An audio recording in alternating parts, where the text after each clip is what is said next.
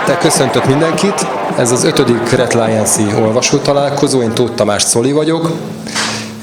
Szeretettel köszöntök mindenkit, aki megjelent. Ilyen szép számban még nem voltunk egyetlen egy ilyen találkozón sem. Ez azt gondolom egyértelműen a mellettem látható uraknak köszönhető, akiket szintén szeretettel köszöntök, és köszönöm, hogy elfogadtátok a meghívásunkat.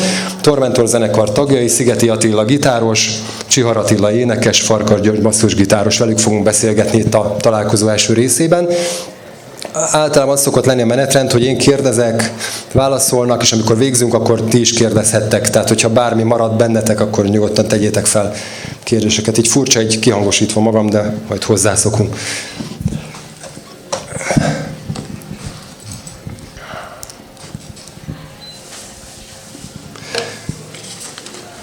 És nem tudom, mennyire mondtuk előre nektek. Én elsősorban nem a zenekar múltjáról lennék, vagy kérdeznélek elsősorban benneteket, hanem a jelenről, meg a várható jövőről. Ugye most nagyon sok minden történt veletek az elmúlt időszakban. Egy ilyen felvezető kérdésként, hogy érzitek magatokat az újra indult Tormentor zenekar tagjaiként? Most már ugye lassan 1 év van mögöttetek, aktív 1 év. Sziasztok! Nagyon jól alakulnak a dolgok, úgyhogy tök jól érezzük magunkat igazából. Kb. 1 éve volt az első ilyen reunion, tehát újra összeállás koncertünk az A38-on, az így nagyon jól sikerült, és hát kaptunk több felkérést, és hát úgy döntöttünk, hogy akkor azokat meg így teljesítjük, játszunk tovább. Úgyhogy főleg fesztiválokon játszunk. Nagyon jó a közönség visszhangja, úgyhogy látszik, kurvára bejön mindenkinek ez a 80-as évek még mindig. A régi black thrash metal. És hát végül is, cool minden. Van hozzá, szóljál hozzá. Hát én annyit hozzáfűznék, hogy olykor idegesen és ingerülten is érezzük magunkat, mert ugye nagyon-nagyon magas a követelményszint, sokkal magasabb van már a mérce, mint annak idején volt, sokkal magasabban van a léc, és nagyon komolyat kell gyakorolnunk, és hiába van mögöttünk 30-40 éves zenész múlt, igenis oda kell rakni magunkat, és nem lazíthatunk egy pillanatra sem. Ez az én meglátásom szakmai oldalról. Ugyanakkor nyilván örömteli, hiszen egyrészt olyan embereket ismerhetünk meg, és olyan tájakat, akikről nem is gondoltuk volna, hogy valaha is találkozunk velük, és valaha is látjuk őket. Olyan körülmények között vagyunk, amikre mindig is azt gondoltuk, hogy ez számunkra elérhetetlen, és tehát így ugye ez alatt a közel 40 év alatt mindannyiunknak inkább pénzbe került ez a zenei élet, elég komoly luxus hobbi volt, és most gondoljuk azt, hogy megérte. Tehát, hogy most vagyunk ott, hogy megérte ennyit szívni ennyi időn keresztül. Én is? Hát személy szerint az én részemről azt tudom ehhez hozzáfűzni, hogy én világéletemben ezt szerettem volna csinálni. Nekem tulajdonképpen ez a 30 év, ami elmúlt, ez zeneileg így nagyjából lehet mondani, hogy ki is maradt. És számomra ez egy ilyen katartikus élmény, hogy ebbe ismét részt vehetek. Hát igaziból ennyi. Köszönöm, ezzel nagyjából az első 4 kérdést meg is válaszoltátok, ami még itt lett volna. Attila említette, hogy nagyon jól sikerült az A38-on az első koncert, azóta ugye túlnyomó részt, nem tudom, én 7 koncertet számoltam, több is volt, vagy 7-et láttam, főleg ugye fesztiválokon, vagy szinte kizárólag fesztiválokon. Melyik sikerült szerintetek a legjobban? Melyiken éreztétek ti legjobban a magatokat? Hol volt a legnagyobb sikeretek külföldön? Mindegyik nagyon jó volt. Legutolsó az kurva jó volt Kanadában, amikor játszottunk, egy ilyen hatalmas katedrálisban volt a helyszín, szintén egy fesztiválon, és hát az nagy élmény volt, hogy ugye tengeren túlon játszunk, ugye a Tormentorral, és a közönség így énekelte a számainkat, szóval az végül is kurva jó volt, de egyébként mindegyik nagyon jó volt. Brutál Assaultot meg talán kiemelném a Cseh Fesztivált, ez egy elég jó rangos fesztivál. Ott is nagy színpadon játszottunk több ezer ember előtt. Játszottunk Norvégiába, az is nagyon jó volt, az a koncert Bergenbe, ami a norvég, meg egész az északi metal szintérnek egy ilyen mekkája, úgymond, ez a bergeni black metal, ez egy ilyen trademark, ez egy ilyen márkanév szinte. Ja, és ezek nagyon jó bulik voltak. Egyébként mindegyik jó volt.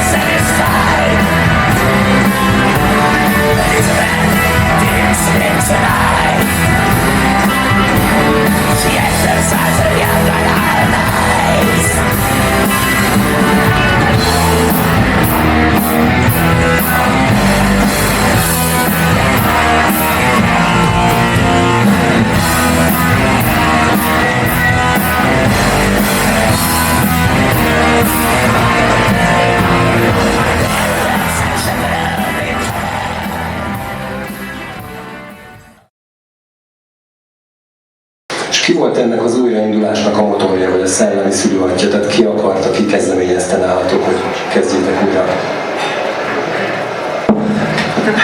Ez igazából összetettebb kérdés, mert már többször történt kísérlet arra, hogy összeálljunk.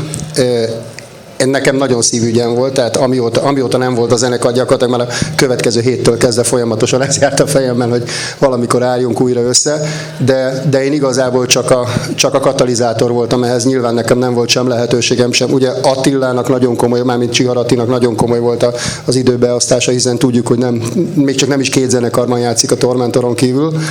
És aztán most idén úgy jött ki a lépés, úgy jöttek össze a dolgok, hogy valahogy mindenki ráért. Tehát, hogy így össze lehetett rántani a csapatot, ugye a Szer Józsa minden irányába meg tudtunk érkezni Magyarországra próbálni, ugye Tomi is tudott jönni Svédországból, Zsolt is Németországból, és ugye idén, illetve hát úgy mondom, hogy tavaly, bocsánat, ez az idén, tehát a 2018-ról beszélek, hogy ugye adta az apropóját az is, hogy 30 éves lett ugye az Anno Domini, és akkor miért nem? És ugye hát Atti már elmondta, hogy egy darab koncertet terveztünk az A38 hajón, ehhez képest aztán ugye hová nőtt ki az egész történet. Szigi? Elmondtam mindent. Elmondtam mindent? Szóval végül is Csiharaté volt. Csak ezt nem mondtam ki. Igazából most 30 éves az Anno Domini, illetve tavaly volt a felvétel ide 30 éves, de hát ezt végül is ugye ez a korszak, tehát hogy így mégis eltelt 30 év, és most volt úgy időszerű, és hát amiket a Gyuri is említett, én is most értem rá egy kicsit jobban, valahogy most ért be az egész, de szerintem nagyon jó volt az időzítés egyébként. És még egy ilyen picit visszatekintő kérdés, ugye említettétek Tamást, Budai Tamás gitárost és Mahás Zsolt dobost, ez a mostani felállás. Ez a felállás a múltban létezette, illetve mennyi ideig létezett? Mert ugye pont volt egy ilyen váltás, hogy amikor Tomi távozott, akkor jött Gyuri és Zsolt a csapatba. Mekkora volt akkor az átfedés? Tehát mennyit játszottatok ti ebben a felállásban régen, ami most is van? Valóban ez rövid ideig, de azért egy jó évig így volt szerintem ez a felállás. Nem egész egy évig? De végül is hát ez nevezhető a Tormentor eredeti felállásának, és ez tök jó, hogy a Tamás is benne volt, meg ő is ráért, szóval hogy így két gitárral tudjuk nyomni, így azért így sokkal jobban együtt van az egész, meg jobban megszólal élőben, és hát végül is ez az alap eredeti felállása a Tormentornak. Volt egy-két tagcsere, de hát ugye akkor ezt hozzá kell fűzni, hogy ugye mindenkit a katonasság nyírt ki, minket is. Úgyhogy amiatt voltak egyébként ilyen átmeneti tagcserék, de aztán végül is ez volt a standard felállás. Aztán a Tamás persze, amikor kiváltott, onnantól 4-en nyomtuk a Zsolttal, meg így 3-an, ahogy vagyunk. Oké, és Annyit megjegyeznék csak, hogy a dobos csere, ugye a Dubec Marci volt az első dobosunk, ő gyakorlatilag közvetlenül szinte másnap a Seven Day of Doom felvételeihez képest már távozott a zenekarból, és Zsolt már ott is volt egyébként annak a lemeznek a nevezzük úgy, hogy keverésénél. Ez kis túlzás, mert 2 sávon történt az egész, gyakorlatilag egyszerre élőben játszottuk fel a Seven Day of Doom-ot. És igen, és akkor utána Tomi még egy jó pár hónapig, nagyjából egy fél évig volt még, és akkor utána ő is távozott a zenekarba, és úgy maradtunk 4-en. És ahogy látom, visszatérve a jelenbe, meg a közeljövőre, ugye az idei naptáratok is kezd már telni fesztiválokkal. Hol fogtok fellépni, mi az, amit már biztosan tudtok? Most fogunk játszani Olaszországba, februárban, szintén egy fesztiválon, Parmába. Aztán következő koncertünk Svédországban lesz, az Abyss Fesztiválon, az márciusban. Áprilisban még nem teljesen konkrét, májusban játszunk Hollandiában, meg az államokban, ezen a Merlin Dead Fest Fesztiválon. Hollandiában ugyanennek a fesztiválnak az európai verzióján játszunk, ami a Netherlands Dead Fest. Aztán nyáron egyébként az egyik legrangosabb koncertünk, ami lesz szerintem, ez a Hellfest Franciaországban, ami számra nagyon nagy öröm, hogy oda el tudunk menni. Ez egy nagyon rangos, szerintem így extrém metalban az egyik legjobb fesztivál a világon. Aztán mik vannak még? Van még egy pár. Elvileg a Wacken-nel is tárgyalunk, lehet, hogy Wacken is lesz. Van egy Dániában egy fesztivál, meg Belgiumban, meg játszunk Norvégiában is. Körülbelül ennyi van most így. Tehát tényleg csak fesztiválok egyelőre, ez a terv. Magyarországon esetleg terve van-e véve koncert? Tehát itt láthatunk-e benneteket? Szeretnénk mindenképp. Hát ugye most játszottunk áprilisban, meg játszottunk a Rock Maratonon is, és hát így nem akartuk így túlzásba vinni, de egyébként szó van róla, hogy itt is kéne azért még egy koncert, esetleg talán egy ilyen kisebb turné is, tehát hogy vidékre is elmenni, mert hát végül is Magyarország az megérdemelni. Ez még kérdés, attól függ, hogy hogyan alakulnak egyéb dolgok, de volt egy ilyen turné felkérésünk a Behemoth-tal is, amiről még így tárgyalunk, egy ilyen közös turné. Ott is volt szó magyar dátumról, tehát biztos, hogy leszünk szerintem jövőre valahol. Gyuri említette, hogy nagyon komoly elvárások vannak technikailag, minőségileg, szakmailag, tehát nagyon oda kell tenni magatokat. Ugye a zenekar tagjai közül 2 is külföldön élnek. Mennyire van szükségetek ma még közös gyakorlásokra, próbákra, illetve ha igen, akkor ezt hogyan tudjátok megoldani, vagy mikor? Igazából hál' Istennek szorgalmas a banda, és mindenkinek megvan hozzá a feneke, hogy otthon kigyakorolja magának az anyagot, aztán most már ott tartunk, hogy koncertek előtt 1 vagy esetleg 2 próbálgatunk, tehát most már nem igényel folyamatos próbát, otthon mindenki képzi magát technikailag is, meg az anyagot is próbálja ugye továbbra is gyúrni. Tervek között van még régebbi nótáknak, illetve más, tehát nyilván Tormentor nótákról beszélünk csak, tehát most azt is a fejünkbe vettük, hogy 1-2 nótát átdolgozunk, és egy új verzióban fogunk esetleg még előadni, és akkor ezekhez nyilván majd szükség lesz több próbára is.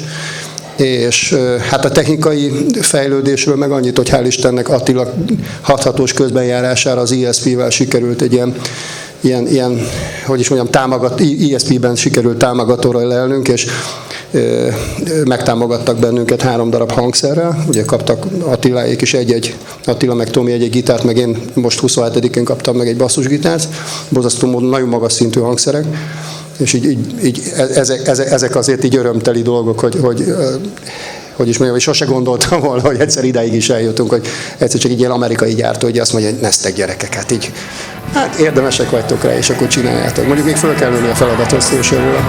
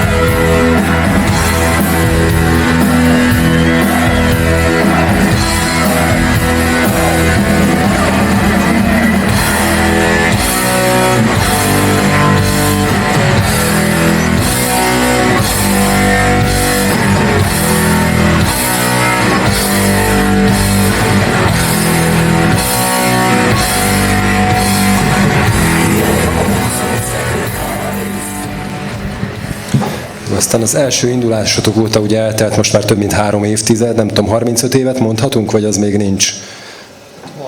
34. 85, 34. Igen, tehát 34. év.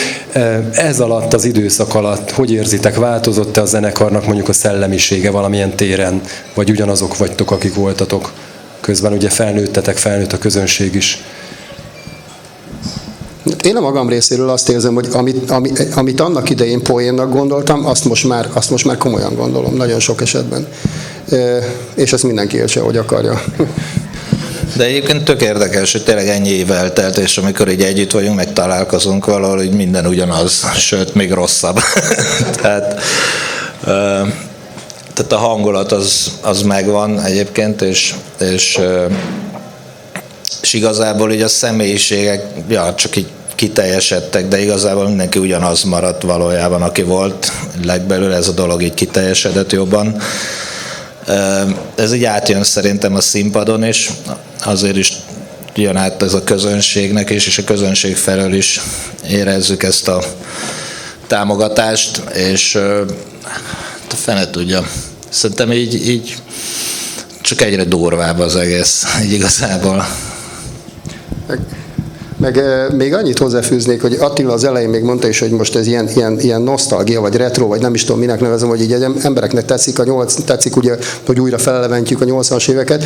Ez persze egyrészt igaz, másrészt viszont, ha elfogulatlanul próbálom, ha nem is a Seven Day of Doom-ot, de az Anno Dominit hallgatni, azt kell, hogy mondjam, hogy kortalan számok. Tehát akár a múlt héten is írhattuk volna őket. Tehát tényleg abszolút nem, semmilyen szinten nem old school, semmilyen szinten nem tipikus, mégis hallja az ember, tehát ha meghallja ezeket a számokat, akkor tudja, hogy Tormentot hall, még akkor is, hogyha valamelyik számot nem hallotta.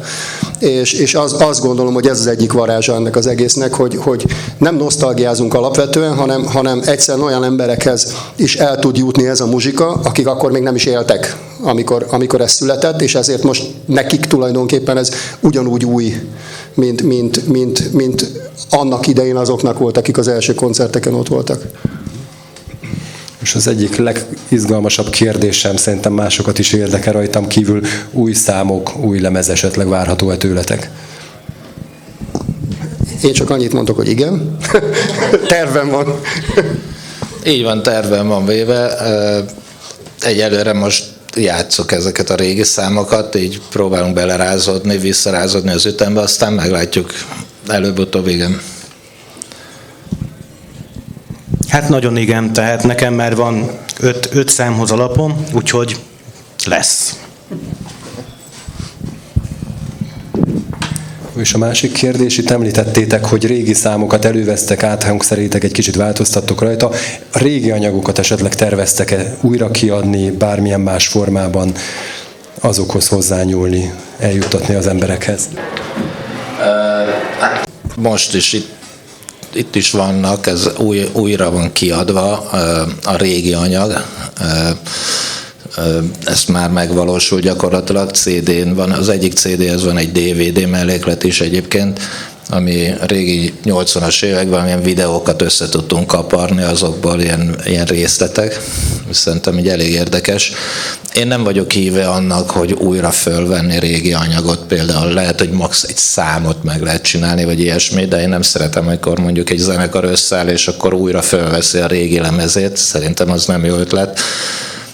Új számokat csinálni, az egy más kérdés, viszont mindenképpen ezeket a régi dolgot, tehát az Anno Domini és a Seven Day of Doom lemezeket, ezeket továbbra is szeretnénk elérhetővé tenni, és van bakelit verzió is, CD verzió is, úgyhogy ez marad így tovább.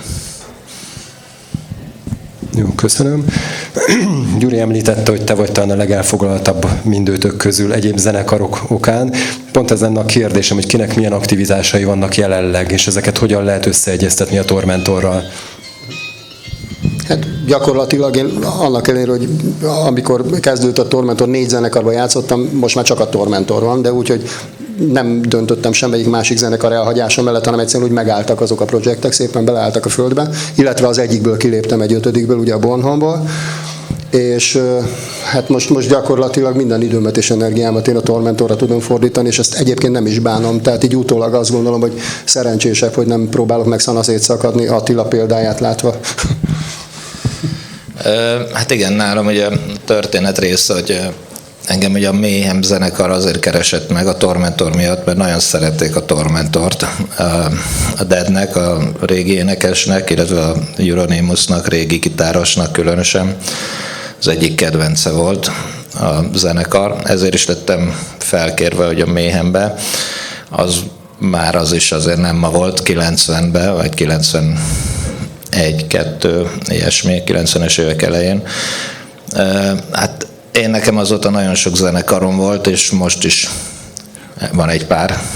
Van a Mayhem, van a Sun, ez a két fő zenekarom, akkor van egy szóló dolog, mindig különböző kísérleti dolgokban is benne vagyok. Most is fogok játszani Athénbe egy ilyen klasszikus zenekarral, tehát én végül is így 100%-osan így a zenével foglalkozom. Ezt próbálom így összehozni, koordinálni, de hát ezt már megszoktam az évek során, úgyhogy ezzel így nem lesz probléma. De ennek ellenére szeretném, hogyha a Tormentor így tovább mehetne, és ez nem hiszem, hogy én leszek az akadálya ennek. Hát én a magam részéről, ahogy említettem, az elmúlt 30, hát inkább mondjuk úgy, hogy 25 év távlatában én teljesen inaktív voltam zenészként. Tehát nekem igaziból nagyon sok időt vett az igénybe, hogy ismét felhozzam magam arra a szintre, hogy el tudjam ezeket a nótákat játszani. És hát én most szeretnék még tovább fejlődni, tehát nekem amúgy nem is férne bele más. Tehát nekem ez most minden, amivel foglalkoznom kell. Részemről nincs más projekt. Vége felé közeledünk legalábbis részemről. Még 3 kérdés. Az egyik az, hogy ki találta ki és ki viszi fel rátok azokat a maszkokat, arcfestéseket, amiket a színpadon viseltek. Tehát ti magatok, vagy valaki áll le mögött, aki így a dizájnt kitalálja az arculatot? Hát a legelső festéseket annak idején Mahács Zsolti hozta magával, már mint az ötletét.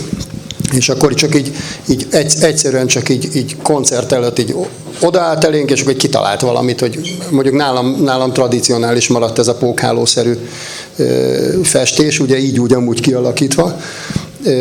És hát tulajdonképpen Zsolt hozta magával, de most már ott tartunk, hogy én legalábbis már magamnak csinálom, például a koncert előtt, amely Ati már abszolút magának, de hát mindegy, ezt megmondod. Hát igen, ez a színpadias, inkább így mondjam, színházias hozzáállás, tehát ez a make-upok készítése, ez az egészen az elejétől volt szerintem. Aztán amikor a Zsolt jött, ő valóban lendített a dolgon, mert nek nagyon erős művészi beállítottsága van, ő grafikus, most tetováló művész éppen. De én mindig úgy vagyok ezekkel a maszkokkal, hogy az egy nagyon személyes dolog és belső dolog, én mindig magamnak csinálom őket, tehát nincs ilyen make-up artist, vagy aki így előre kitalálná nekem. De az tény, hogy a Zsolt annak idején ő egy elég jó impulzust adott ebbe az egész zenekarnak.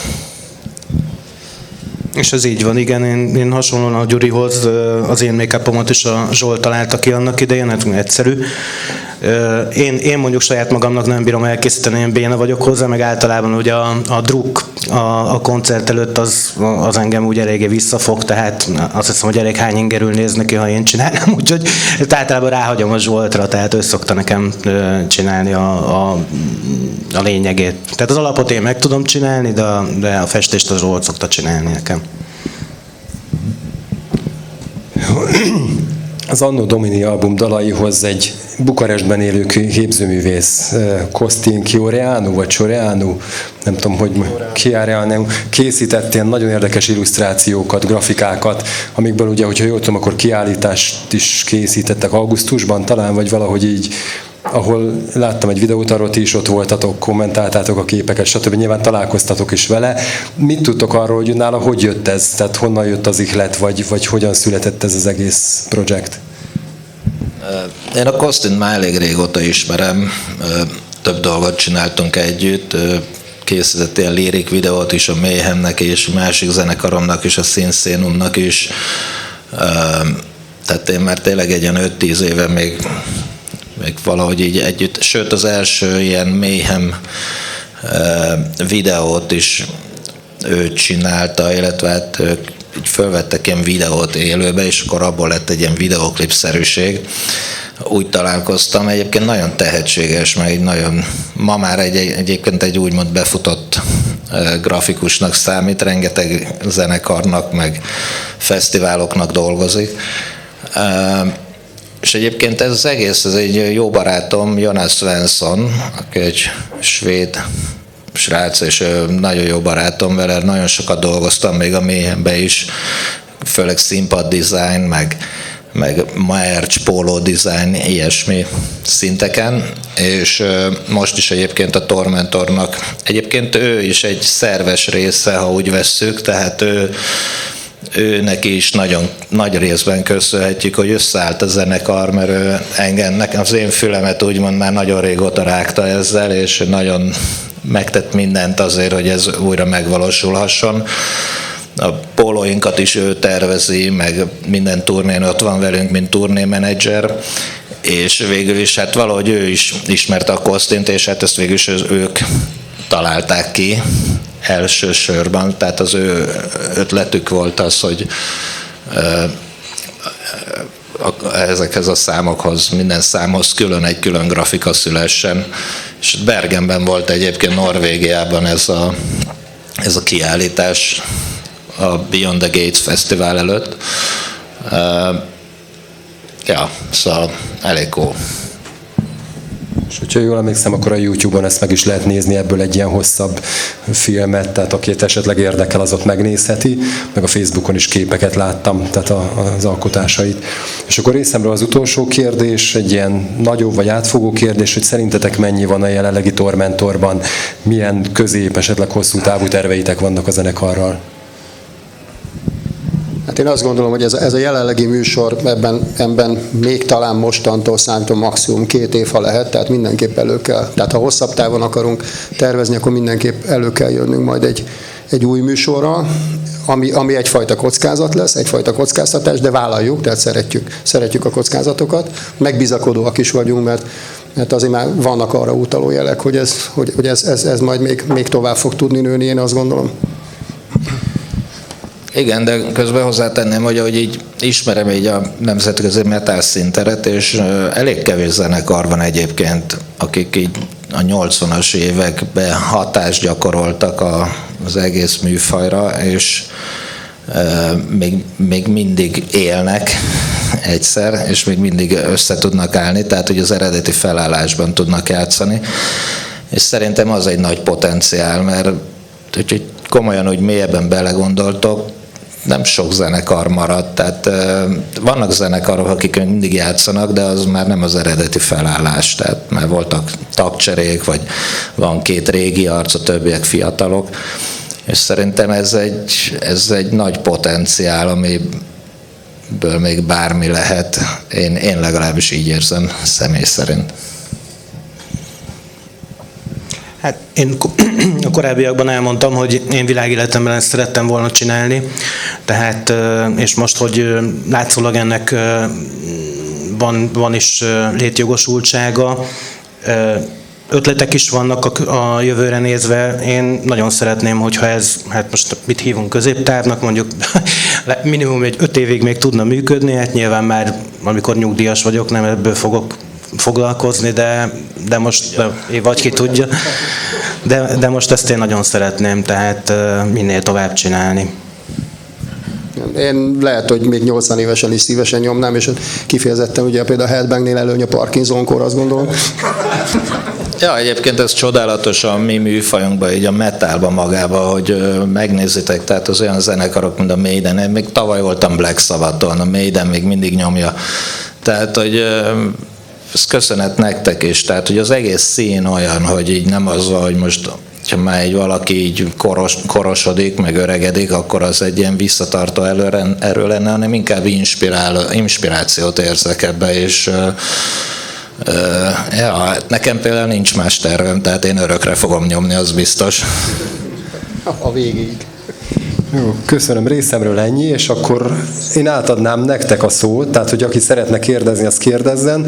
Szerintem mikrofon nélkül is el tudtok ideig kiabálni, de hogyha kell, akkor közelebb visszük a mikrofont is.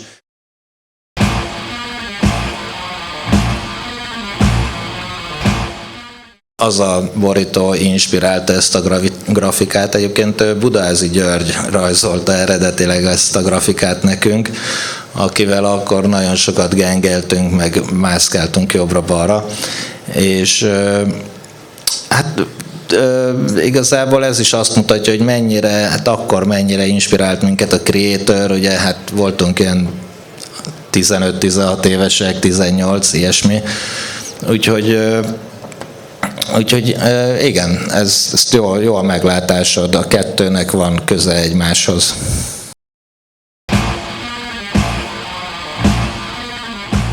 Nem, a legminimálisabb sem volt belőle. Alapvetően egyébként, tehát szándékos, tehát az szándékos volt, hogy maga a design, mint alap, azon bizonyos változtatások vannak ugye az eredetihez képest, és nem véletlenül vannak azok a változtatások, tehát azok pontosan célzott változtatások, hogy mi ezt hogyan gondoljuk adott esetben hozzájuk képest másképp.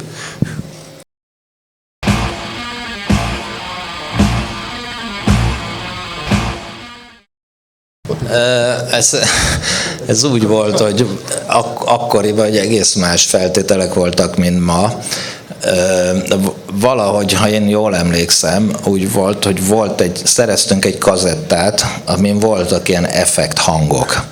És ez arról játszottuk be, de hát hogy akkor még nem, hogy internet nem volt, számítógép se nagyon, tehát ez egy nagy kincsnek számított, ez egy ilyen, szerintem valami tévéstúdió, vagy valamilyen rádiós, egyszerűen egy kazetta volt effekt hangokkal, és arról lettek bejátszva.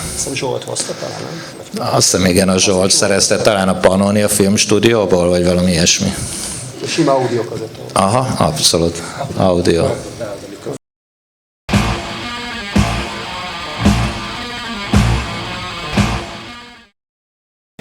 Szó van róla egyébként, de valahogy, tehát nem kapkodjuk el a dolgokat egyelőre.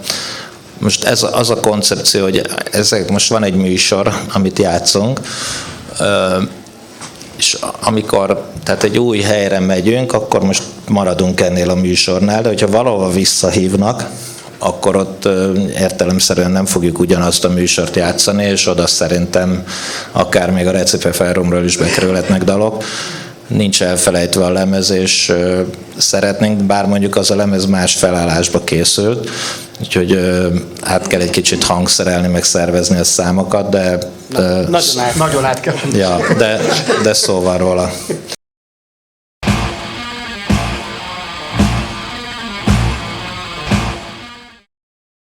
Valóban fölvettük az A38-as koncertet, és annyira jól sikerült, meg annyira jól hangzik, hogy tervezzük is a kiadást, ami most az elkövetkezendő hónapokban várható. Az egész koncert, és lesz hozzá egy videóanyag is, úgyhogy ez lesz egyébként. Történt, vagy van még más felvételünk is, de szerintem valahogy ez annyira ikonikus, hogy az első koncert, amikor újra összejöttünk itt Magyarországon, Budapesten, úgyhogy úgy döntöttünk, hogy ezt fogjuk megjeleníteni. Úgyhogy egy néhány hónapon belül várható.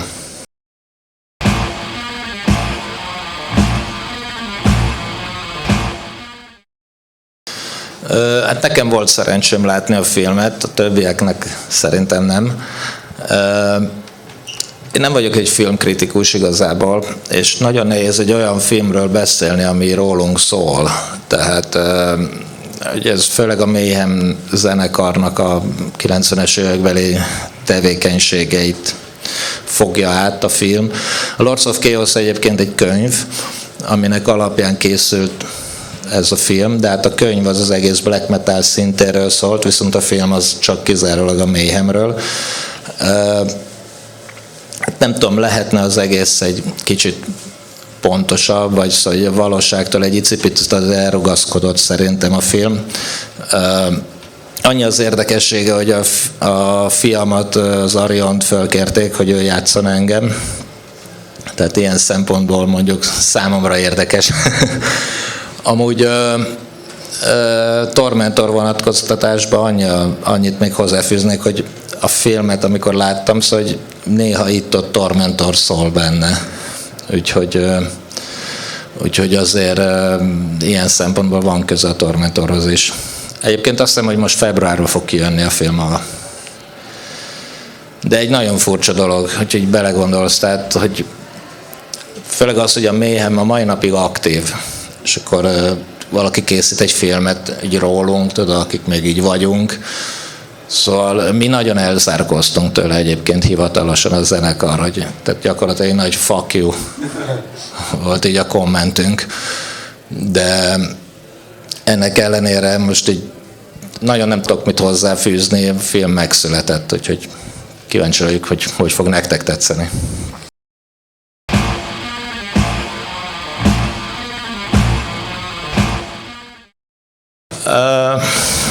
Szerintem ez tényleg egy legenda, aminek van valós alapja.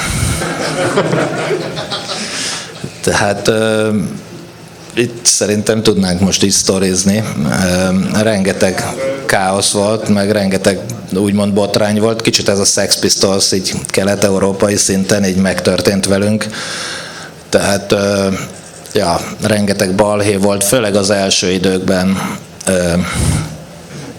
Verekedések, pogó, törölt koncertek, botrányok. Emlékszem például, hogy így az első, nem tudom, hogy nektek, hogy esik, hogy maradt ez meg, de az első koncerteken, hogy az ilyen 5-10 méterre így a színpadtól, mindig csak ugyanaz a 4-5 ember állt, és a közönség az így mögötte állt, és így aki oda előre akart jönni, annak bele kellett menni ebbe a véres pogóba. Úgyhogy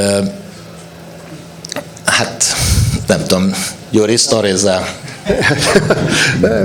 Meg furcsa is volt az, hogy például abszolút nem a zenekar tagjainak a véleményét tükrözte azt, hogy például Akin Ricsek-endőt láttak Tormentor koncerten, azt letérdeltették, és saját magával a saját Ricsek-endőjét elégettették.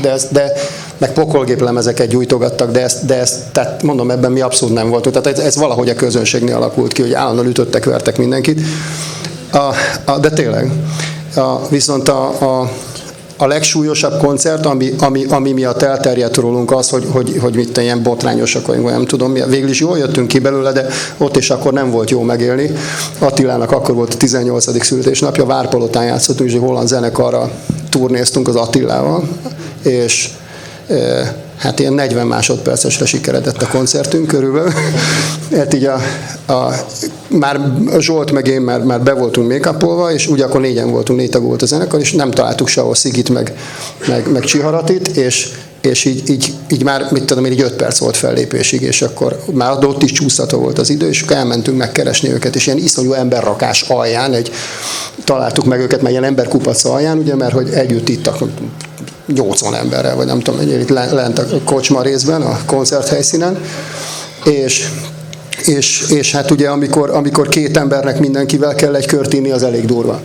És hát így gyakorlatilag fogalmuk nem volt róla, hogy merre van az előre, bár Csiharati még úgy helyjel közel rendben volt, és akkor így elkezdődött a koncert, ugye Mephisto volt a kezdőnóta, aminek az elején egy ilyen kaotikus, tehát egy ilyen káosz van, még hang nem sincs, tempó sincs, csak egy ilyen zsizsik. Az ment. Azzal nem volt baj. És akkor ebből kibontakozunk úgy, ugye, hogy a Zsolt beüt 4-et, és akkor elkezdődik a zene. És Sziginek egyetlen headbanget sikerült hátrafelé csinálnia, és azzal lendülettel, hogy a színpad elejéről megindult hátrafelé, én ahogy oldalra néztem, láttam, hogy Zsolt hatalmasat ágult szemekkel, így ilyen Robinsonáddal kivetődik a dobszerkon mögül, és az akkor nem tudom, akkor volt tehát én 5500-6000 forint volt egy havi fizetés, és egy akkori 200 000 forintos ilyen szonor dob felszerelés gyakorlatilag leforgácsolt a Szigi egy hátraszaltóval. És akkor így azzal a lendülettel a Zsolt ki is vonult a színpadról, a Szigit azt úgy én vittem le, és így vicces volt, hogy bent vagyunk az öltözőben, dühöngünk, Zsolt meg én iszonyú dühösek voltunk nyilván, Mert ugye tehát ez blama volt ott és akkor. De az a vicc, hogy a közönség így nem fújolt meg semmi, hanem ez így megőrültek, így tetszett nekik az egész, és erről úgy értesültem, hogy egyszer csak hal kopogás az öltöző ajtaján, miközben mi törünk zúzunk, ugye ilyen 4 méter hosszú ilyen tükör volt, ugye ilyen sminktükör, ilyen színház volt ez, és akkor ott a sminkszoba. És az ököllel a tükröt, meg amit el tudtok képzelni. Minden vízé leszakadt a mosdókagyló, tehát tényleg dühöngés volt. És akkor egy kopogtatás az öltöző ajtaján. És kinyitjuk az ajtót, és irdatlan nagy ilyen bika biztonsági ember, ilyen bikanyakú kopasz biztonsági ember, így szinte könyörög, hogy nem tudjátok lehozni az énekeseteket a színpadról, mert nekünk nem ment. És akkor így bementem Attiláért, engem is le akart ütni, hál' Istennek sikerült elhajolnom, és mondom, én vagyok az, Gyuri. És akkor, de ugye jók voltunk? Mondom, nagyon jók voltunk, Attila, ugye? Elképesztően jók voltunk. Mert lehúzták, már a keverőt lehúzták minden, és így torokból beüvöltötte az egész színháztermet, hogy hihetetlen volt. De ez volt az egyetlen igazi botrány, ilyen koncertünk egyébként, azért alapvetően készültünk, és mondjuk az nem volt koncepció, ami most már igen, hogy koncert előtt nincs alkohol. Akkor ez nem volt azért jellemző. Tehát most azért oda kell figyelnünk a minőségre, tehát most már nem punkok vagyunk, nem térdig leengedett hangszerrel játszunk, aztán vagy eltaláljuk, vagy nem a hangot, hanem most már nyújtanunk kell minőséget. Hát vagy nem, igen, az a nem kívánatos, a vagy el, az szerencsés. Ja, de hát elég sok ilyen sztori van. Egyébként itt van körünkben Zsobrák János, aki szervezte ezeket a koncerteket.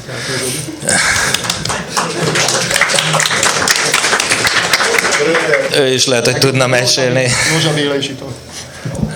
Nincs. Szóval igen, voltak ilyen bulik. Igazából az ritkább volt, hogy mi csaptuk szét magunkat, ez is előfordult persze, de hát nem is tudom, például volt egy olyan koncertünk, szerintem a kőbányai sörgyár, ez megvan nektek? A kőbányai sörgyárnak egy ilyen részébe játszottunk, amikor így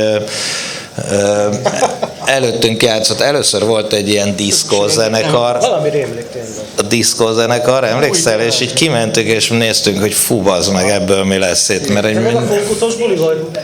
Micsoda? Désiben, nem ez a Désiben volt. Dési? Jó, ezre már emlékszem ezek szerint.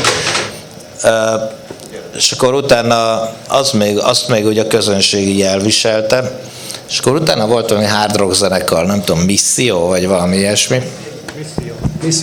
Misszió. És emlékszem, hogy ültünk a backstage-be, és így a szegény Misszió zenekar így bejött, így ilyen kicsapódott az ajtó, és az egyik srácnak vérzett az orra, meg ilyenek, és így lezavarták őket a színpadról, gyakorlatilag így lecsapták őket a színpadról, és így már hogy a közönség, és akkor üvöltötték, hogy tormentor, és mentünk fel a színpadra. Szóval nem is tudom, szóval ilyen, főleg az első időkben azért ilyen elég sok botrány volt, de egyébként érdekes, hogy ezek a botrányok azért mégis így segítettek a hírnevünknek, mert egyre többen kezdtek járni a koncertjeinkre.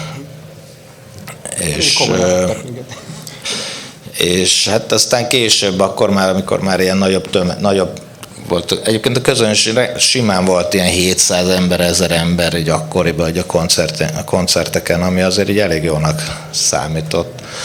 És mi akkor így ebbe bele se gondoltunk, legalábbis én. De ja, ez a botrány, ez egy része volt eléggé, főleg az első időknek.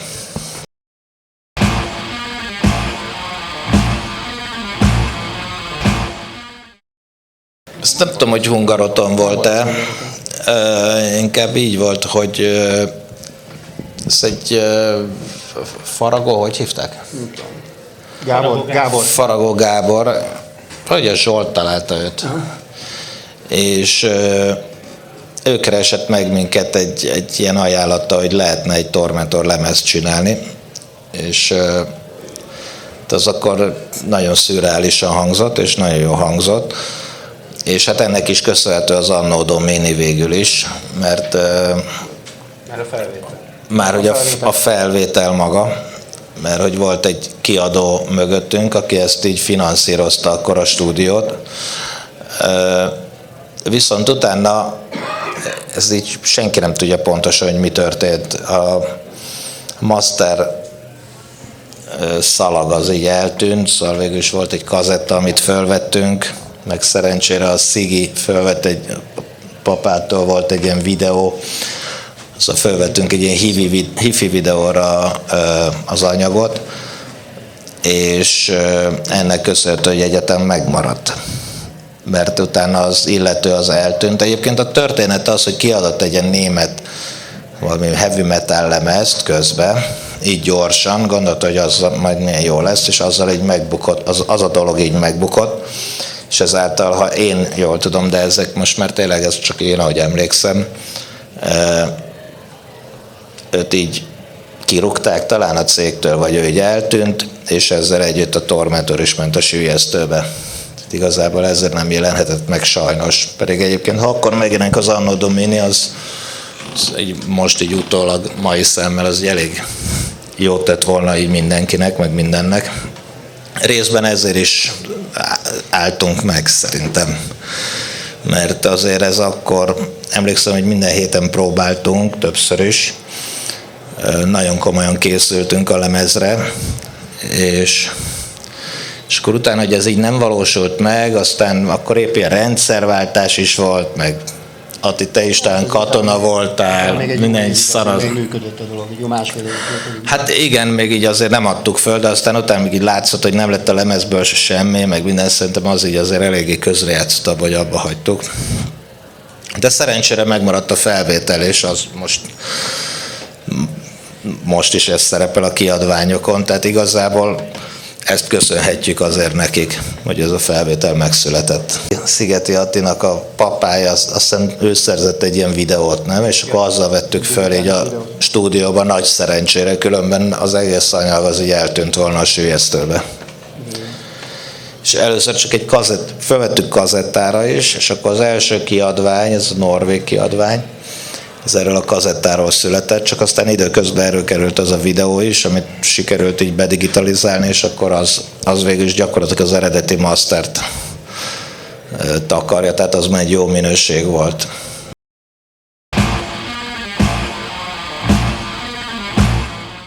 Apukámnál, csak én meg tök elfelejtettem amúgy, hogy otthon. Tehát neki így volt a szekrényben, és akkor egyszer így rákérdezett Attinálam, a Csihar Attinálam, és akkor megkérdeztem apukámat, mondom, te emlékszel ilyen kazettára?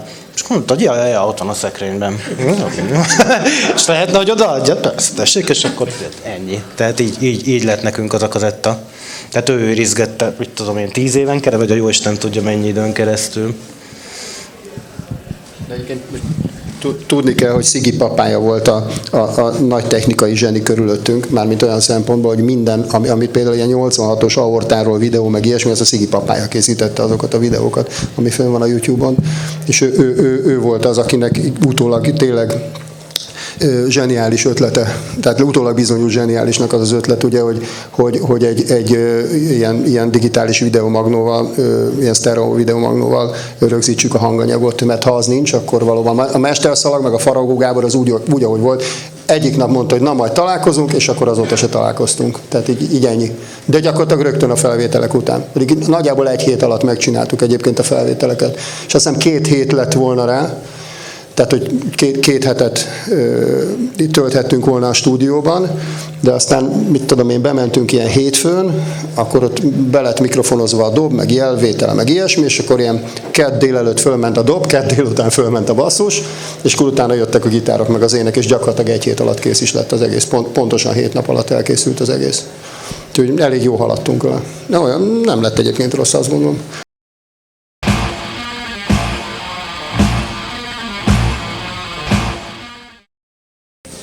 Hát, mivel ugye ez elhangzott, hogy többször szó volt róla, hogy elkezdjük a Tormentor, többek között a tavalyi újraegyesülés előtt egy olyan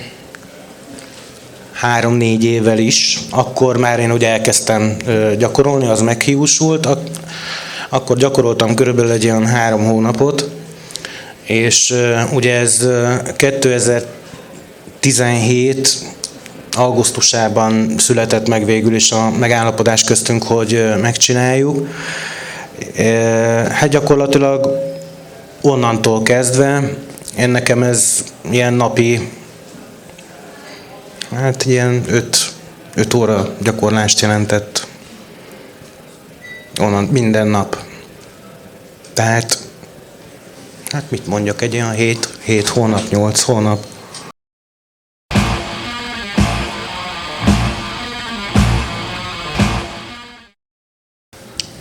Volt, hogy 5 koncert volt egymás után. Aztán Pecsában Így játszottunk konkrétan utoljára, nem Pecsa volt. Szabadtéren. Azt hiszem Pecsa Szabadtéren játszottunk utoljára. Igen. Pecsa Szabadtér volt, nagyon sokan volt. Tehát az volt az utolsó koncertünk, igen, de végülis nem ez volt így a feloszló koncertünk, hanem csak utána, hogy valahogy abban maradt a dolog. De akkor ez nem volt egy tudatos dolog, hogy... Tehát nem volt egy tudatos döntés, hogy akkor most nyomunk még 5 koncertet és abba hagyjuk, és ebből ez lesz az utolsó, hanem játszottunk egy koncertet, és aztán utána nem volt több. Tehát akkor úgy döntöttünk, hogy nem. Nem, ott 5 koncert volt egyébként, ott 5 koncert volt, amit muszáj volt játszani, mert azok már le voltak szervezve minden, és akkor igazából nem oszlottunk föl, tehát nem az volt, hogy most akkor vége, hanem ilyen mondjuk úgy, hogy bizonytalan időre szünetelünk. Tehát alapvetően ez volt, hogy nem tudtuk, hogy hogyan folytassuk, hogyan tovább. Ugye a Zsolt akkor már kifelé kacsingatott Németországba, és ő oda ment tetoválni.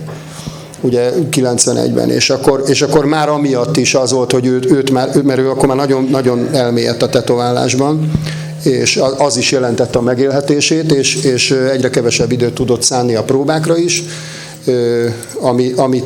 amit én például elég nehezen fogadtam, mert ugye én annak vagyok híve, hogy mindenképpen sokat kell gyakorolni, és akkor lesz fejlődés. És aztán ebből is lett vita, akkor Sziginek eleve az volt a hozzáállása annak idején, hogy vagy úgy csináljuk, hogy akkor hivatásosan, és akkor zenészek vagyunk, és ebből élünk, vagy akkor nem csináljuk sehogy. Ugye ez is volt egy eléggé sarkított koncepció, aztán közben más, tehát így a magánéletben is ilyen másképp alakultak a dolgaink, és akkor így egyszer csak úgy megállt az egész, hogy egyszer csak nem próbáltunk többet. És itt tulajdonképpen így lett vége. Tehát igazából azt sem mondanám, hogy feloszlott a Tormentor, hanem csak ilyen bizonytalan időre szögre akasztottuk a hangszereket. Így, legalábbis a Tormentor ügyében. Így ennyi. Így 30 évre. Hát jó, Attila is, meg én is azóta is folyamatosan muzsikálgattunk, ugye tovább kisebb-nagyobb, leginkább kisebb sikerrel más zenekar, mármint én kisebb sikerrel más zenekar, ugye Attila nyilván más ilyen szempontból, ő azért high class, de nekem nagyon jó tanuló évek voltak ezek, és folyamatosan fejlődtem. Tehát, és a Tormentort végig gyakoroltam, akár hiszitek, akár nem. Tehát nekem például a Tormentort újra elővenni gyakorlatilag nem jelentett pluszt. Én pontosan onnan folytattam, ahol 20 akárhány évvel azelőtt abba hagytam magam részéről. Abszolút, tehát minden nóta kézben volt teljes mértékben.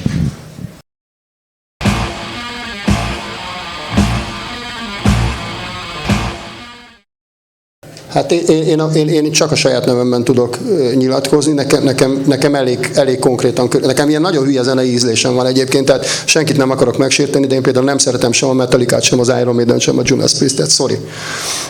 Meg attól, hogy egy zenekar black metalt játszik, még nem szükségszerű, hogy szeretem, mondjuk a Nadirt szeretem, például a kokáért. De sokat is játszottunk együtt, ugye, annak idején. De nekem alapvetően, mindjárt összeszámolom, hát mondjuk egy ilyen 4-5 zenekar volt, élén és abszolút elő nekem a Bátorival volt az, aki a leginkább hatással volt rám, zeneileg, technikailag a Destruction, abszolút, a Crater az hangulatában, és az ilyen kompromisszummentes, pusztító jellegében pedig a Celtic Frost. Tehát nekem ezek a zenekarok voltak azok, amik a leginkább hatással voltak rám. Ezeknek a zenekaroknak voltak olyan lemezei, amiket minden lemezt elejétől a végig tudtam hallgatni. Na meg a Motorhead és az AC/DC egyébként alapvetően, tehát így ezek. Aztán mit tudom én így, és én inkább ilyen punk vonulat felé orientálódtam annak idején, tehát inkább ilyen Sex Pistols, Dead Kennedys, Exploited, UK Subs, meg inkább ezek voltak, amik legalábbis mondjuk úgy, az ilyen paraszt hangulatukkal megfogtak engem nagyon. Hát nekem elég széles a paletta, amiket a Gyuri említett, egyébként ezek alapzenekarok nálam is. Szerintem ez hozott minket össze annak idején, de én ezek mellett még főleg a Zsolton keresztül, aki később csatlakozott a zenekarhoz, meg mivel a Tormentor úgy mindig a perifériákon mozgott, így találkoztam úgymond olyan emberekkel, akik nem csak metálban mozogtak, és ebből kifolyólag én így egy idő után így mindenre nyitott lettem, ami ezzel a sötét aspektussal foglalkozik, tehát az arculat, az sötét arculatával a természetnek. Na most ezt úgy értem, hogy akár a klasszikus zenétől, a Mussorgsky Éj a Kopárhegyen, onnan egész Diamanda Galasson át, egész elektronikus zenék, mint az ős Skinny Puppy, Frontline Assembly, vagy akár Psychobilly, mint a Meteors, aki az elég így oda tett. Tehát csak azt akarom mondani, hogy így nem metal volt így a fő vonulat nálam is, de amellett azért rengeteg más is, ami így utólag, én nagyon örülök ennek, mert mai napig ezekből táplálkozom, és valahogy ettől érzem úgy, hogy mai napig nyitott vagyok egyébként ezekre mindenféle zenei vonulatokra. De végül is, amiket még talán a Possessed-et tenném hozzá. Meg a Slayer. Meg a Slayer-t, így van. Ezek azért így alapzenekarok azokon kívül, amiket a Gyuri említett. Illetve a Bátorit azt kurvára nem mondtátok, ugye? De mondta. Bocsánat. Az alap. A Venom nem volt. De a Venom az kurva jó volt egyébként. Ja.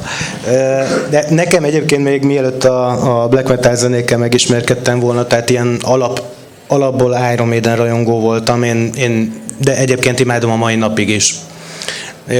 Szintén, ahogy az Ati meg a Gyuri elmondta, ugyanazok a zenekarok voltak ugye a főmotívumok. Én az elmúlt 25 évben, mint ahogy említettem, ugye nem foglalkoztam aktívan zenéléssel, így aktívan black metalt sem hallgattam. Tehát nekem mondjuk ezek a újabb típusú black metal zenék, ez tavaly kezdtem el ezeket hallgatni. Tehát nekem így elég széles merítésem volt, klasszikus zene, jazz, blues, tehát én ezeket nyomtam az elmúlt 25 évben, ezeket hallgattam leginkább. Úgyhogy hát érdekes lesz egyébként, azt gondolom, hogy az új számok milyen formán alakulnak ki, de azért azt hozzá kell tennem, hogy akkor, amikor az Anno Domini számok íródtak, akkor szintén én ugye egy kicsit leálltam az aktív egyéb black metal zenekarok hallgatásával, pont azért, hogy ne legyen koppintás szaga. Tehát, mert az embernek akaratlanul is eszébe jutnak olyan riffek, amit hallott, nem tudja, hogy honnan, de belekerülhet a zenébe, és én ettől mindenféleképpen szerettem volna távol tartani magam, így amikor azokat a számokat szereztem, abban az időben én így szintén nem, tehát ilyen black metal zenéket már akkor így igyekeztem pont emiatt nem hallgatni. Köszönöm szépen, és köszönjük, hogy eljöttetek.